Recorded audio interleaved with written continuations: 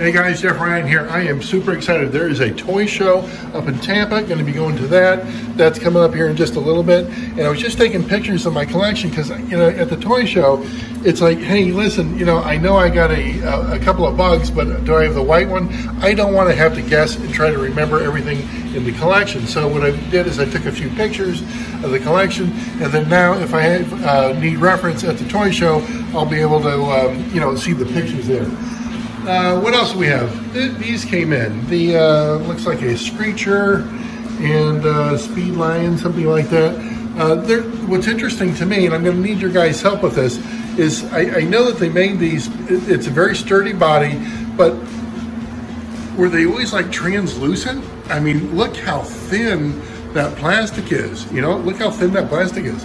And another thing on here, what's kind of interesting about them, if I'm not mistaken, the wheel wells, they are enlarged and they're not, you know, nobody's sanded them. That's made from an Aurora mold.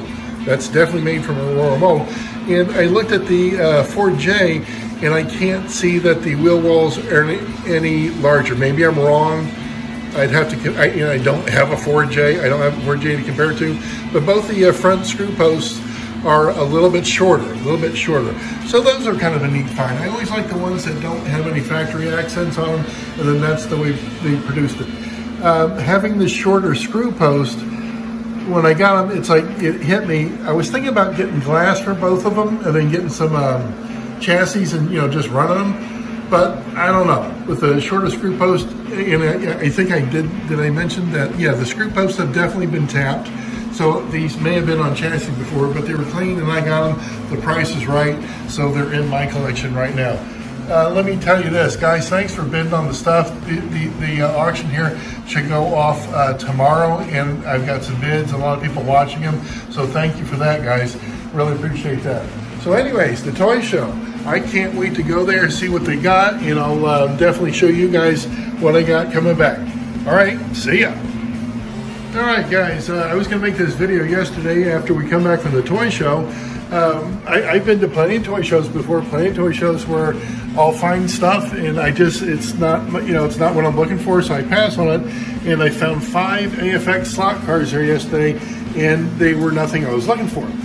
That's fine. There was, on the far wall of the toy show, there was 3 guys that all had Aurora T-Jet slot cars at home. I talked to the one guy, I forget his name, I had seen him before, remember the toy shows, and when he looked at me, he put his head down, he goes, but my buddy here's got some, and he goes, no, I left them at home. And then the third guy, he had his in his garage, admittedly, but he did have something. So when I passed my cards out, it's like, hey, listen, get home, find them, call me. So I did make some good connections. But listen, that toy show was, and I get this, $10 to park at the fairgrounds. No problem. I'm walking up and it's usually, you know, 10 bucks, 15 bucks to get into a toy show, something like that, right? $30 a head to get in. My wife, we're walking up together. We see how much it is. We realize how much it is. And she says, you go do your thing. I'll just wait in the car. And I said, nonsense. You know, let's get in. So to walk into the toy show, just to walk in, 70 bucks. 70 bucks just to walk in the toy show. So little miffed at that. Why does it have to be so high? I don't know. I've never seen one, you know, 15 bucks might have been congruent with, but 70 to walk in. And again, I get the parking. Yeah, I know parking. That's fine. They all goes to the fairgrounds, but $30 a head, man, that didn't go well. My wife did get a few things, so she was happy at the end of the day. And, well, quite frankly, at the end of the day, we did have a good time. There's a bar called Whiskey Joe's. It's in Ellington, so it's between this Bradenton area and Tampa. And if you haven't been to Whiskey Joe's, it's fun. It's a really cool place. So we did stop there, had a good day. But again, I've been to toy shows to where, you know, they don't have just what you want, but when you find the guys that do have what you want, they leave it at home. Boy, that was no fun. That was no fun. All right, and one thing I do want, a little bit of a lighter note.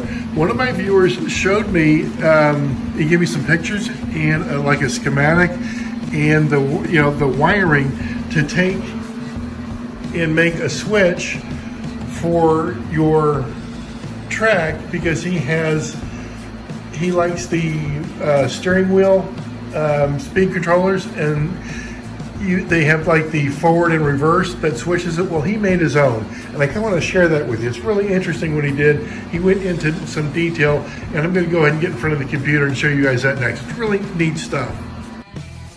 Okay, good. Here's the email he sent me. I'm going to jump into the pictures real quick here. This is the plate that I was talking about, I was telling you about. Boy, I wouldn't have thought of this. And let me show you some of the other pictures here. I mean, he did a really good job, but this is to make... oh, wow. He was telling me that he's going to send me some pictures of a couple of the cars he had finished. This is one of them. And I always like, when I look at the cars that he's finished and whatnot, I always look at the landscape and the detail he has on the layout. I've always been impressed with what he does there. Now, this is the schematic. Here's the schematic. And he was so thoughtful to do this for us, because if you want the wheel controller or the hand controller and you want to switch it, the polarity to go either way, here's how you do it. I mean, brilliant, absolutely brilliant. I wouldn't have thought of that. You know, I wouldn't have thought of that. So it's just, you know, absolutely wonderful that he sent this to us. And what I have down there at the bottom, you've probably been reading it, is the what he says we're looking at here. So read that if you would. But man, yeah, there it is. There it is. That's the finished product right there. You can use either, and he's got the wheel or the hand, so you can switch it back and forth. Then he's got the reverse and forward. I just love it. I absolutely love it. Well done. You know what? So anyways, I think that's pretty cool. You know how you can have the vibrators, you know, they'll go around the track. And if you wanted to go the opposite way around the track, the old controllers, you could reverse them. But if you simply turn them around, they go the other way. Well, he's got the controller to where you can do that with the wheel controller, or you can do that with the handheld controller. Just a brilliant idea. Absolutely wonderful idea. Guys, if you have things like that you want to share with me and the rest of my viewers, please send them forward. I love the creative content that you guys have. I really do. All right, and here's the stuff that's ending tonight. These things I've got going up on eBay. I've got everything here is going to be auctioned off, or they've got bids. They're going to be going, so I'm excited about that. And I wish I would have did better at the toy show, but you know, you can't guarantee that the people are going to have exactly what you want there. All right, guys, I'm going to call it. Again, if you got any great ideas or want to share pictures, send them to me, guys. See ya.